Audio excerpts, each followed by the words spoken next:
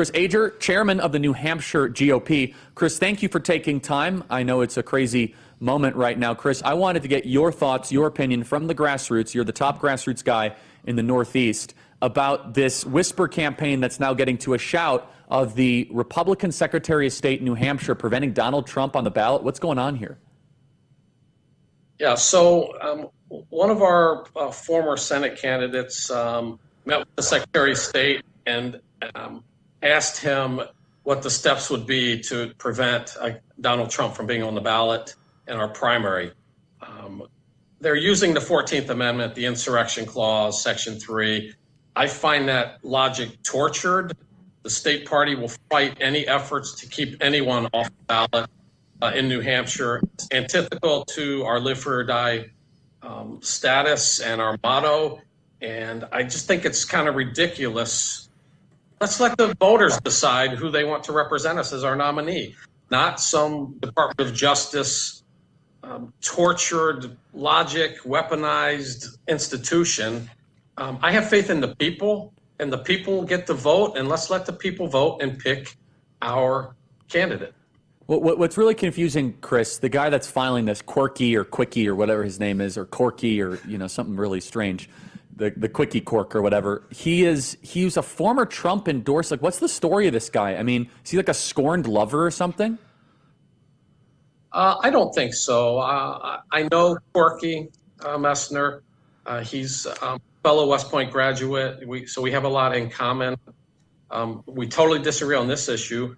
I think he believes he's doing the right thing, but again, he's a lawyer, and lawyers sometimes look at things and they read words that really aren't there. I've read the 14th Amendment. I've looked at Tribe's article.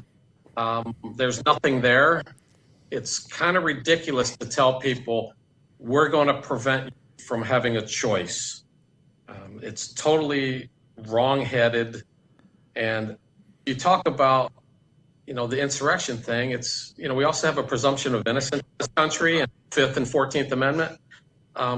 President Trump has been indicted, but, there's an old New York circuit judge in the 1930s. He said, you can indict a ham sandwich. Mm-hmm. And so weaponizing the Department of Justice, then trying to use what I consider fraudulent indictments to keep somebody off a ballot, that's third world banana republic type of op. Yeah, it is. We're not going to stand for it in New Hampshire. We're just not going to stand for it. I've talked to the Secretary of State, talked to the Attorney General. I am very confident that all of the 14 current candidates who apply will be on our ballot.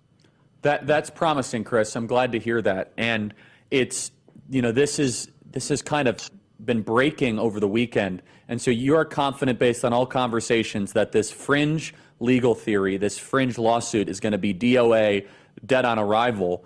And also, Chris, just from a vibe, we're lectured about democracy all the time. Donald Trump is heavily favored to win New Hampshire, right? I mean, I know you're not taking any position on it, but right now you would agree that he has a fair amount of support in New Hampshire. Is that fair to say? So they would be inserting themselves into someone who is the leading candidate in the first of the primary states, first in the nation. I agree that at this point in time, Donald Trump has the highest level of support in the Republican primary as of today. And we'll see what happens between now and January. But today, he is the favorite. He does have a lot of support. And not allowing those people to have his name on the ballot, I think, terrible mistake. Our Secretary of State is a really good man. Our Attorney General is a very reasonable, seasoned individual. Again, I have communicated with both of them. I think it's highly unlikely that anyone will be kept off of our ballot.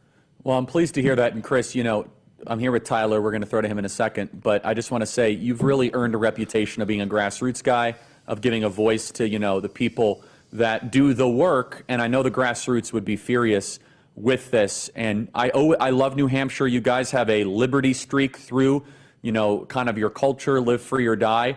And this would be the death of liberty and representative government.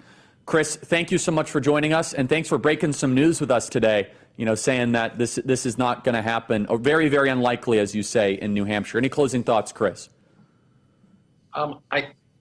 The weaponization of the Department of Justice, the IRS, the FBI, all of that is reducing our confidence in government. Taking somebody's name off the ballot, I think, would be the coup de grace, and I think it would cause big trouble for this country if the institutions prevented the people from voting for who they want to vote for. So let's let the people decide. They're the ultimate jury, and let's get it on.